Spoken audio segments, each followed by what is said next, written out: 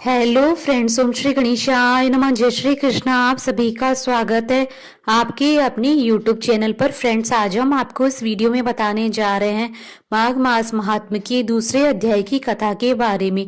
Friends, video शुरू करने से पहले आपसे रिक्वेस्ट है, अगर आप हमारे चैनल पर नए हैं और आपने अभी तक चैनल को सब्सक्राइब नहीं किया है तो प्लीज सब्सक्राइब कीजिएगा चैनल को, साथ ही प्रेस कीजिएगा बेल आइकन को, जिससे नए वीडियो से रिलेटेड नोटिफिकेशन आपको तुरंत प्राप्त हो सके। और वीडियो पसंद आने पर वीडियो को लाइक और शेयर जरूर कीजिएगा ताकि सभी भक्तों को इस वीडियो का लाभ प्राप्त हो सके। और कमेंट बॉक्स में जय श्री कृष्णा जरूर लिखिएगा। माघ मास महात्म्य दूसरा अध्याय प्रारंभ। राजा के ऐसे वचन सुनकर तपस्वी कहने लगा कि हे राजन, भगवान सूर्य बहुत शीघ्र उदय होने वाले हैं, इसलिए यह समय हमारे लिए स्नान का है, कथा का नहीं। सो आप स्नान करके अपने घर को जाओ और अपने गुरु श्री वशिष्ठ जी से इस महात्मा को सुनो। इतना कहकर तपस्वी सरोवर में स्नान के लिए चले गए और राजा भी विधि पूर्वक सरोवर में स्नान करके अपने राज्य को लौटा और रानीवास में जाकर तपस्वी की सब कथा रानी को सुनाई। तब सूत जी कहने लगे कि महाराज, राजा ने अपने गुरु वशिष्ठ जी से क्या प्रश्न किया और उन्होंने क्या उत्तर दिया, सो कहिए। व्यास जी कहने लगे, हे सूत जी, राजा दिलीप ने रात्रि को सुख से सोकर प्रातः समय ही अपने गुरु वशिष्ठ जी के पास जाकर उनके चरणों को छूकर प्रणाम करके तपस्वी के बताए हुए प्रश्नों को अति नम्रता से पूछा कि गुरु जी, आपने आचार, दंड, नीति, राज्य, धर्म तथा चारों वर्णों के आश्रमों की क्रियाएं, दान और उनके विधान, यज्ञ और उनकी विधियां, व्रत, उनकी प्रतिष्ठा तथा भगवान विष्णु जी की आराधना अनेक प्रकार से तथा विस्तार पूर्वक मुझको बतलाई।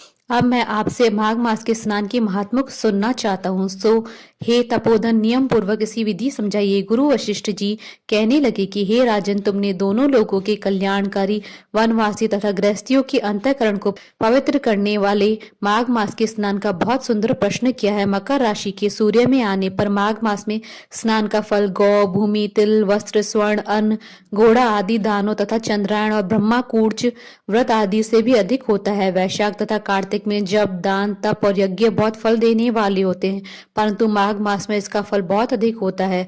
माघ में स्नान करने वाला पुरुष राजा और मुक्ति के मार्ग को जाने वाला होता है। दिव्य दृष्टि वाले महात्माओं ने कहा है कि जो मनुष्य माघ मास में सकाम या भगवान के निमित्त नियम पूर्वक माघ मास में स्नान करता है वह अनंत फल वाला होता है। उसको शरीर की शुद्धि, प्रीति, ऐश्वर्य तथा चारों प्रकार के फलों की प्राप्ति होती है। अदिति ने 12 वर्ष तक मकर संक्रांति में अन्न त्याग कर स्नान किया, इससे तीनों लोगों को उज्जवल करने वाले 12 पुत्र उत्पन्न हुए। माघ में स्नान करने से ही रोहिणी, सुभागा, अरुंधति दानशीलता हुई और इंद्राणी के समान रूपवती होकर प्रसिद्ध हुई। जो माघ मास में स्नान करते हैं तथा देवताओं के पूजन में तत्पर रहते हैं, उनको सुंदर स्थान, हाथी और घोड़ों की सवारी तथा दान को द्रव्य प्राप्त होता है। अतिथियों से उनका घर भरा रहता है, उनके घर में सदा वेद ध्वनि होती रहती है।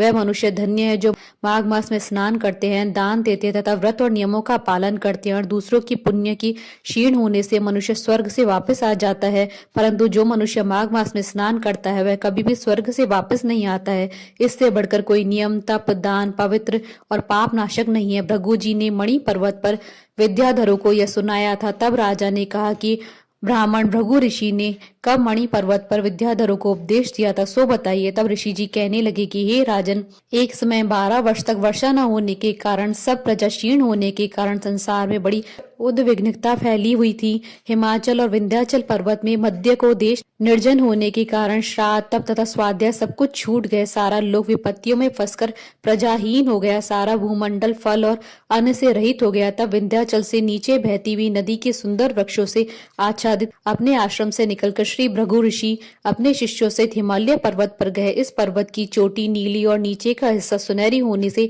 सारा पर्वत पीताम्बरधारी श्री भगवान के सदृश्य लगता था। पर्वत के बीच का भाग नीला और बीच बीच में कहीं सफेद स्फटिक होने से तारों से युक्त आकाश जैसी शोभा को प्राप्त होता था। रात्रि के समय वह पर्वत दीपकों की तरह चमकती हुई दिव्य औषधियों से पूरित किसी महल की शोभा को प्राप्त होता था। वह पर्वत शिखाओं पर बांसुरी बजाती और सुंदर गीत गाती हुई किन्नरियों तथा केले के पत्तों की पताकाओं से अत्यंत शोभा को प्राप्त हो रहा था।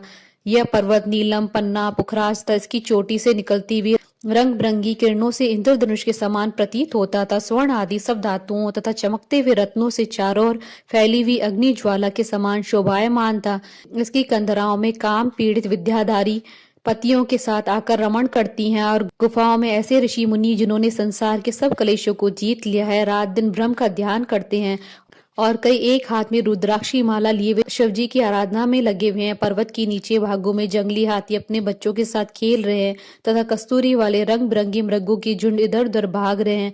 यह पर्वत सदा राजहंस तथा मोरों से भरा रहता है, इसी कारण इसको हेमकुंड कहते हैं। यहाँ पर सदैव ही देवता, गुहक और अप्सराएं निवास करते हैं। इति श्री माघ मास द्वितीय अध्याय संपूर्ण। बोलिए भगवान श्री हरि विष्णु जी की जय।